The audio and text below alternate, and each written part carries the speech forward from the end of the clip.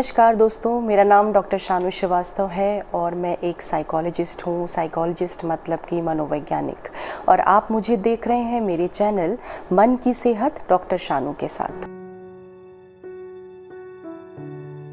दोस्तों, जैसे मैंने हमेशा कहा कि मैं अपने इस चैनल पे कुछ ऐसे मानसिक रोग या मानसिक समस्याओं पे बात करूंगी, एक बहुत ही जनरल बोलचाल की भाषा में, जिससे कि आप उनको समझ सकें, उनको पहचान सकें और अपनी लाइफ में या अपने दोस्तों की या परिवार वालों की लाइफ में एक बड़ा परिवर्तन ला सकें। मेरा जो लास्ट एपिसोड था वो डिप्रेशन पे था और डिप्रेशन में मैंने एक चीज़ बोली थी कि जब बहुत सीवियर डिप्रेशन हो जाता है तो हमारे मन के अंदर बहुत सारे ऐसे नकारात्मक विचार आते हैं जो इस लेवल तक आ जाते हैं कि इंसान अपनी ज़िंदगी को ख़त्म करने के प्लान करने लगता है, मतलब कि सुसाइड करने के बारे में सोचता है। आज का जो हमारा एपिसोड है उसमें हम सुसाइड पे बात करेंगे। मेरा जो दिमाग में सवाल है जो मैं आप सबके सामने रखना चाहती हूँ, और शायद कभी आपने भी इस बारे में सोचा हो कि क्या हम सुसाइड को रोक सकते हैं? हाँ, काफ़ी हद तक हम सुसाइड को रोक सकते हैं, लेकिन उसके लिए हमें बहुत ज़्यादा चौकन्ना रहने की ज़रूरत है, बहुत ज़्यादा कोशिश करने की ज़रूरत है। सुसाइड अगर हम देखें दोस्तों तो कई तरह से होती है। एक होता है कि इम्पल्सिव सुसाइड, ज़्यादातर लोगों में लड़ाई झगड़ा हुआ, हस्बैंड वाइफ में फ़ाइट हुई, लड़ाई झगड़ा हुआ, मनमुटाव हुआ और फिर आकर के तैश में आकर के या इम्पल्स में आके उन्होंने तुरंत सुसाइड करने की कोशिश करी। उसको हम नहीं रोक सकते हैं, उसको हम काफ़ी हद तक नहीं रोक सकते हैं। लेकिन अगर कोई इंसान डिप्रेशन में है या किसी और तरह के मनोविकार से ग्रस्त है और वो प्लान कर रहा है, उसका मन इतना लो जा चुका है कि उसके मन में प्लानिंग चल रही है कि और बहुत ज़्यादा बार बार फ्रीक्वेंट लगातार उसके मन में विचार आ रहे हैं कि वो अपनी ज़िंदगी को ख़त्म कर ले, तो वो कुछ ऐसी चीज़ें करने लगता है कि अगर घर वाले आसपास के लोग थोड़ा सा उस पर ध्यान दें तो हम उसको किसी हद तक रोक सकते हैं। जैसे कि काफ़ी चेंजेस आने लग जाएंगे उसके बिहेवियर में। आप उसकी उदासीनता को बहुत अच्छे से देख सकते हैं। वो अक्सर इस तरह की बातें करेगा कि इससे अच्छा तो ज़िंदगी ख़त्म हो जाए, ऐसे ख़त्म हो जाए, वैसे ख़त्म हो जाए। तो ये एक बहुत बड़ा अलार्म है घर वालों के लिए, पारिवारिक लोगों के लिए और दोस्तों के लिए कि आप उसको समझें और उसको पहचानें।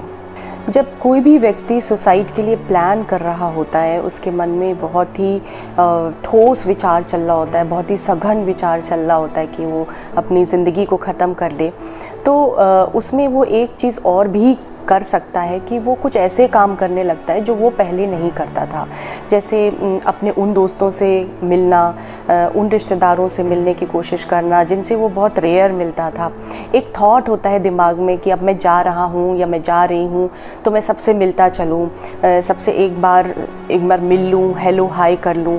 तो इस तरह का व्यवहार में चेंज भी आप देख सकते हैं कि जो काम वो पहले फ्रीक्वेंट नहीं करता था, जो काम उसे नहीं पसंद था या जो उसकी आदतों में नहीं था, वो सब करने लगना। ज़्यादातर कुछ ऐसी मूवीज़ देखने लग जाते हैं जो उन्होंने बचपन में देखी होती है, जिसके साथ उनकी पुरानी यादें जुड़ी होती हैं। कुछ ऐसे काम भी करने लग जाना, कुछ ऐसी पर्टिकुलर डिश बनवा के खाने लगना जो जिसके साथ उनकी बचपन की मेमोरी जुड़ी है या टीन एज की मेमोरी जुड़ी हुई है या कॉलेज टाइम की मेमोरी जुड़ी हुई है।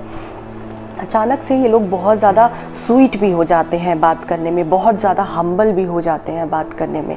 तो ये सब कुछ ऐसी चीज़ें हैं जो अगर हम थोड़ा सा अटेंटिव रहें तो हम वॉच कर सकते हैं। ये जो लक्षण है ये सिर्फ डिप्रेशन वालों के लिए नहीं है, ये प्लान्ड सुसाइड करने वालों के लिए है। कभी कभी बच्चे फेल हो जाते हैं एग्ज़ाम में, या इंजीनियर बनना चाहते थे, डॉक्टर बनना चाहते थे, उसमें सक्सेस नहीं मिल पाई और रिज़ल्ट उनके मन मुताबिक नहीं आया। तो वो लोग जब प्लान करने लगते हैं तो वो इस तरह की चीज़ें करने लग जाते हैं। पेरेंट्स के साथ बहुत ज़्यादा समय बिताने लगना, उनके साथ बहुत ज़्यादा स्वीट हो जाना, बहुत ज़्यादा आउटिंग के लिए जाने लग जाना। और आप उनका अगर आप ज़रा सा भी पेरेंट थोड़ा सा फोकस करें तो उस चीज़ को समझ पाएंगे। क्योंकि अक्सर हमारे पास जब इस तरह के पेरेंट्स आते हैं तो कहते हैं कि हमें तो पता ही नहीं चला कि मेरा बेटा बेटा या मेरी बेटी इस बारे में प्लान कर रहा था। ऐसा हो ही नहीं सकता।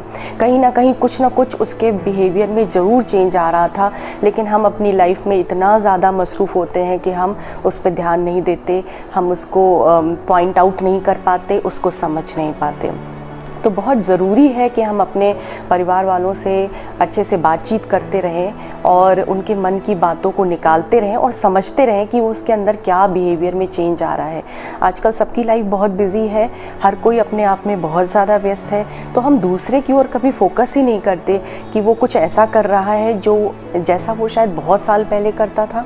उसके बिहेवियर में कुछ ऐसे चेंज आ रहे हैं जो नॉर्मली वो नहीं करता है। तो थोड़ा सा आपस में जुड़े रहना बहुत ज़रूरी है, ये देखने के लिए कि हमारे परिवार का कोई सदस्य ऐसा कुछ प्लान तो नहीं कर रहा है। अगर कोई बहुत सीवियर डिप्रेशन में है तो उसको मेडिसिन की बेहद ज़रूरत है।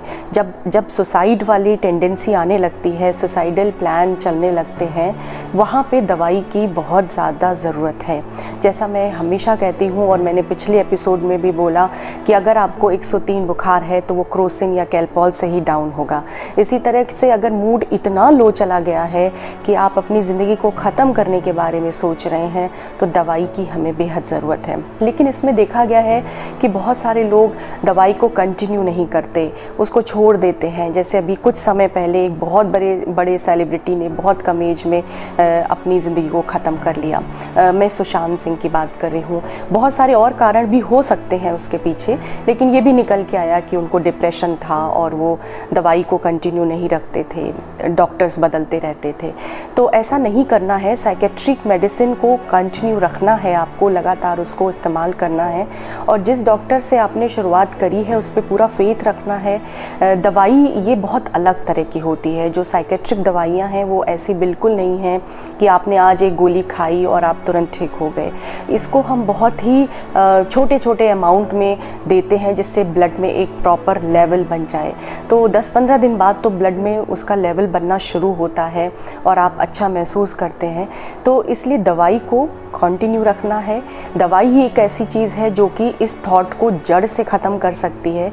लेकिन अगर आप साइकोलॉजिकल काउंसलिंग के लिए जा रहे हैं और साइकोलॉजिस्ट आपको और आपके परिवार वालों को प्रॉपर काउंसलिंग दे रहा है तो वो एक सपोर्टिव हो जाता है आपके लिए इस टाइम को बिताने के लिए कि जब तक दवाई उसके ऊपर पूरा असर करे और ये विचार हमारा जड़ से ख़त्म हो सके, तब तक हम अपने आप को किस तरह से सुरक्षित रखें, अपने परिवार वालों को किस तरह से सुरक्षित रखें। तो उसके लिए मैं कुछ आपको टिप्स दे रही हूँ, आप उसको समझें, सोचें और उसके ऊपर काम करें। जो मैं टिप आपको देना चाहती हूँ वो परिवार वालों के लिए है या रिश्तेदारों के लिए है या दोस्तों के लिए है जिनका फैमिली मेम्बर कोई इस तरह की बात कर रहा है कि वो सुसाइड कर लेगा। पहली बात तो ये है कि उसको लाइटली नहीं लेना है। आप उसकी बात को ध्यान दें। अगर आपका बच्चा इस तरह की बात कर रहा है तो आप उस पर थोड़ा सा ध्यान दें और फोकस करें।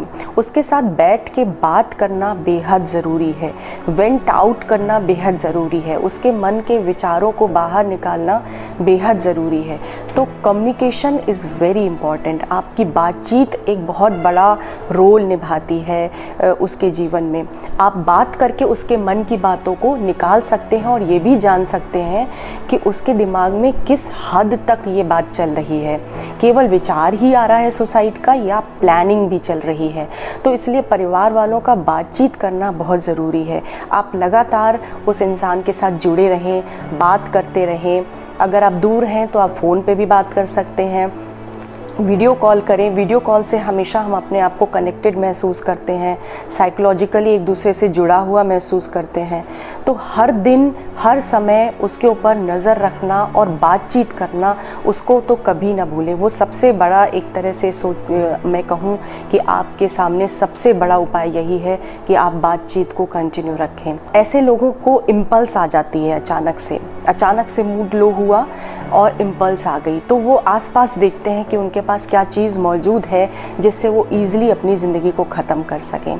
तो अक्सर हमारे घर में, हमारे क्या सभी के घर में चाकू है, कैंची है, ऐसी चीज़ें बहुत हम कैजुअली छोड़ देते हैं। तो ये सारी चीज़ों को आप ध्यान करके उसकी नज़र से दूर रखें, हटाएं, कहीं दूर रखें।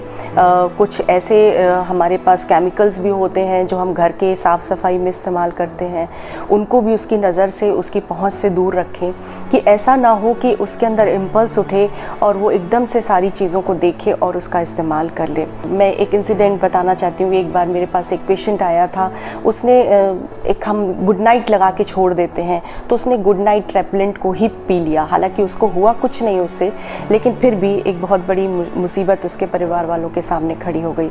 तो अगर आप इस तरह के कोई मॉस्किटो रेपेलेंट भी अपने बेड के पास छोड़ देते हैं, ऐसा नहीं करें। रीच में नहीं रखना है कुछ भी, आप उसको हटा के रखिए। थोड़ा सा ध्यान रखें, परिवार वाले जितने भी सदस्य हैं सबको आप बताएं कि ये सब चीज़ें उसकी आंखों के सामने हमें नहीं छोड़ के रखनी है। मेडिसिन पे ज़रूर फोकस करें, पूरा ध्यान रखें कि वो मेडिसिन को ले रहा है, रेगुलर ले रहा है, डॉक्टर के साथ पूरी तरह से कनेक्टेड रहें। और साइकोलॉजिकल काउंसलिंग बेहद ज़रूरी है। अगर आप किसी साइकोलॉजिस्ट को जानते हैं और आप उसके साथ कनेक्ट हो सकते हैं, 1-to-1 सेशन ले सकते हैं, तो वो बहुत ही ज़्यादा लाभकारी हो सकता है आप सबके लिए। जड़ से अगर हमें इस पॉइंट को ख़त्म करना है, इस विचार को ख़त्म करना है, तो मेडिसिन का साथ कभी नहीं छोड़ना है, लेकिन परिवार वालों का पूरा सहयोग चाहिए। घर का माहौल, वातावरण बहुत ही पॉजिटिव चाहिए किसी भी इंसान को इस प्रॉब्लम से निकालने के लिए। तो इस बात को ध्यान में रखें कि आपके परिवार का माहौल बहुत ही पॉजिटिव हो, सभी सदस्य एक साथ बैठ सकें, उसके साथ बात कर सकें, और जितना टाइम आप उसको दे सकते हैं उतना टाइम आप उसको दीजिए। बाहर निकालना उसके मन की बातें बेहद ज़रूरी है, और आपसे बेहतर जो परिवार के क्लोज़ फ्रेंड हैं, क्लोज़ सदस्य हैं, उनसे बेहतर कोई और हो नहीं सकता है। तो इन सब बातों का अगर हम ध्यान रखते हैं तो हम अपने बहुत ही क्लोज़ को, अपने चाहने वाले को सुसाइड से बचा सकते हैं। किसी हद तक हम ज़रूर बचा सकते हैं, लेकिन उसके लिए हमें बहुत ही चौकन्ना रहना पड़ेगा। उसके लिए हमें थोड़ी सी अपनी ओर से भी कोशिश करनी पड़ेगी। तो दोस्तों, प्लीज़ मेरा चैनल आप देखते रहें और वॉच करते रहें, मन की सेहत डॉक्टर शानू के साथ।